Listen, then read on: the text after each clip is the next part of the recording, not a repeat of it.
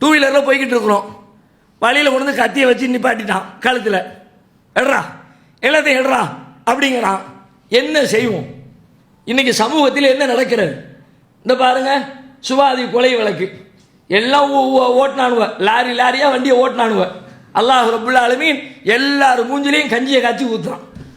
எவெல்லாம் உயர்ந்த சாதி மேல் சாதின்னு சொல்லிட்டு இதை சாதி மோதல்னு கொண்டு வந்தானோ அது பிராமணன், இவன் முஸ்லீமு, பிலால் மாலிக்கு கண்டுபிடிச்சி ஊருக்குள்ள கொண்டு வந்துட்டானுவாங்க.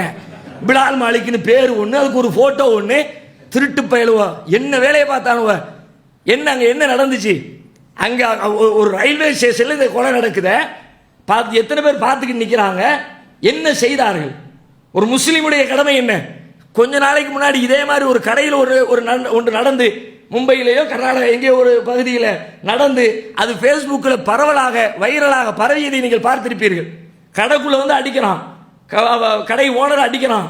பாய் ஒருத்தர் தொப்பி போட்டு அடிச்சு ஆளை காலி பண்ணி தள்ளி பிடிச்சார பார்க்கணும். ஒரு முஸ்லீம் அப்படிதான் இருப்பான். கோலையா 5 நடிங்க கத்தி வச்சிருக்கான். 50 பேர் நிற்கிறான், ஒரு கத்தி வச்சு என்ன முடியும்? 50 பேர் நிற்கிற இடத்துல அவனால் ஒரு கத்தியை வைத்து என்ன செய்துவிட முடியும்? இவர்கள் அத்தனை பேருக்குமே உயிர் பயம். நமக்கு காயம் வந்துருமோ, அதிகபட்சமா என்ன பண்ணிருவாங்கிறேன். என்ன வந்தாலும் பரவாயில்லடா. நபிகளார் சொன்னார்களே, மண் குத்தில தூண மாலிஹி ஃபஹுவ ஷஹீத். யார் தனது பொருளை காத்துக் கொள்கிற சண்டையிலே கொல்லப்படுகிறானோ அவன் அல்லாஹ்வுடைய பாதையில் உயிர் தியாகியாக கருதப்படுவான். ஒரு முஸ்லிமனா என் பணத்தை புடுங்க வர்றியா, என் உசுரே போனாலும் விட மாட்டேன்டா, மல்லுக்கு நிற்கணும். கேட்டா கொடுக்கறது வேற, அன்பளிப்பா தர்றது வேற, தர்மம் பண்றது வேற. என் இருந்து புடுங்க நினைச்ச விட மாட்டேன்.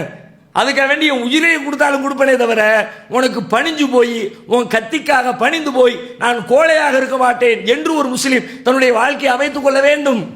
அப்படி நடந்துச்சா? அப்படி நடந்திருந்தா நிலைமையை உள்டா மாறி இருக்குமே. இவர்களால் பேச முடியுமா? இனிமே இப்படி ஒரு வாரத்துக்கு வண்டி ஓட்டினார்களே, ஓட்ட முடியுமா? அந்த இடத்திலே அது மாதிரியான இஸ்லாத்தை புரிந்து கொண்டிருக்கிற முஸ்லீம்கள் யாரும் இல்லை. இந்த புரிதலோடு கூடிய ஒரு முஸ்லீம் இருந்திருந்தால் அங்க இருக்கிற சூழலே மாறி இருக்கும், குற்றவாளியுடைய நிலைமை மாறி இருக்கும், காவல்துறையுடைய பேச்சு மாறி இருக்கும். எல்லாம் தலைகீழாக மாறுகிற வகையில் ஒரு முஸ்லீமுடைய நடவடிக்கை அங்கே அமைந்திருக்கும். அப்படிதான் இருக்க வேண்டும். ஒருவேளை இருந்தும் அது செயல்படாமல் இருந்திருந்தால் அவர் இஸ்லாம் குறித்த புரிதலற்ற, வீரமற்ற, இஸ்லாத்துடைய போதனைகளை உள்ளத்திலே உள்வாங்காதவராக இருக்கிறார் என்று அர்த்தம். நல்ல முஸ்லீமாக இருந்தால் தெம்போட திராணியோட எதிர்த்து நின்று ஃபைட் பண்ணுவார், பண்ண வேண்டும். நபிகளார் எப்படி பண்றாங்க? தனியா நிற்கிறாங்க.